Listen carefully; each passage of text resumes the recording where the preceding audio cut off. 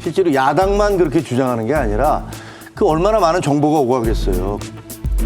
제가 아는 것만 해도 실제로 이낙연 후보 측의 사람들이 와서 그 관계자들을 취재하고 갔다라는 얘기를 많이 들었거든요.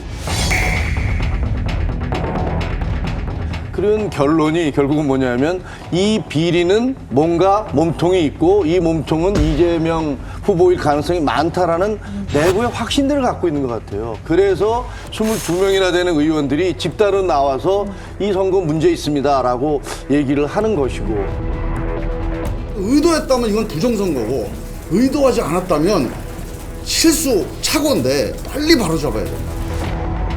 그러니까 더욱더 감정적인 대립으로 가고, 서른 의원 뭐라고 그랬습니까?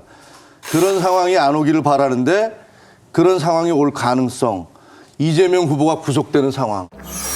이재명 지사가 후보가 되면 중간에 구속 같은 후보 교체 상황이 오는 것도 상정해 볼 수 있다, 이런 발언을 하셨어요. 판단에는 변함이 없습니까? 아니면 다시 정정을 하시겠습니까? 정정하고 싶지 않습니다. 그런 상황이 안 오기를 바라는데 그런 상황이 올 가능성이 굉장히 높아져 있다는 것은 객관적인 사실입니다. 저는 당자들을 직접 만나서 얘기를 들었습니다.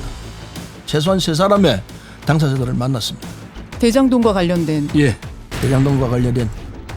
만약 공개할 게 있다라고 한다면 공개할 시점에 이야기하는 게 맞지. 내가 이게 있다라고 하면서 막 있는 것처럼 냄새 피우면서 말도 안 하면서 이게 지금 도대체 몇 번째인지 좀 더 책임 있는 정치를 하는 게 맞다라고 저는 생각이 듭니다.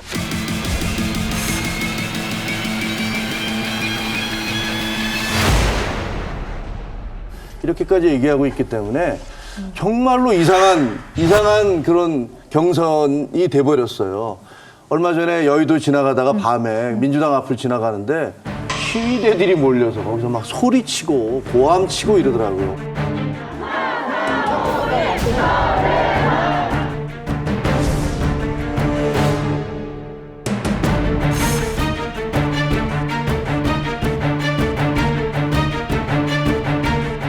원래는 축제가 돼야 되잖아요. 패자는 가슴이 쓰리지만 그래도 뭐 눈물을 머금고 박수를 쳐주고 이런 상황이 연출이 돼야 되는데 전혀 그렇지 않은 상황이거든요.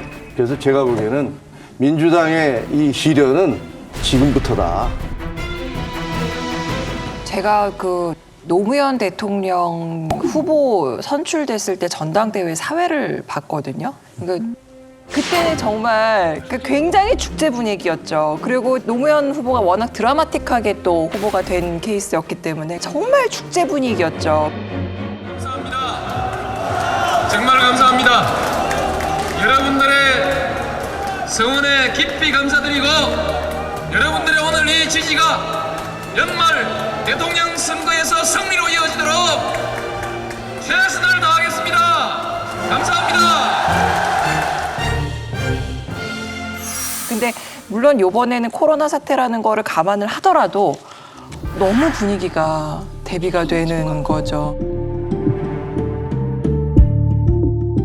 이낙연 후보 지지자들로서 더욱더 승복하기 어려운 이유 중에 하나는 뭐 이재명 후보 측의 여러 가지 지금 의혹들 때문에도 그러하지만 또 다른 한편에 있어서는 3차 국민 선거인단 투표 결과가 이것이 너무나 압도적이었다라고 하는 것이 승복하기가 굉장히 어렵게 만들지 않느냐, 이런 생각을 하는데요.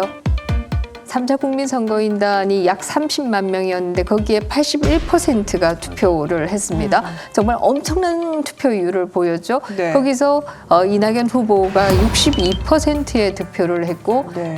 이재명 후보가 28%를 투표했습니다. 이 격차는 그동안에 진행되어 온 모든 그 경선 과정 중에 가장 큰 차이예요.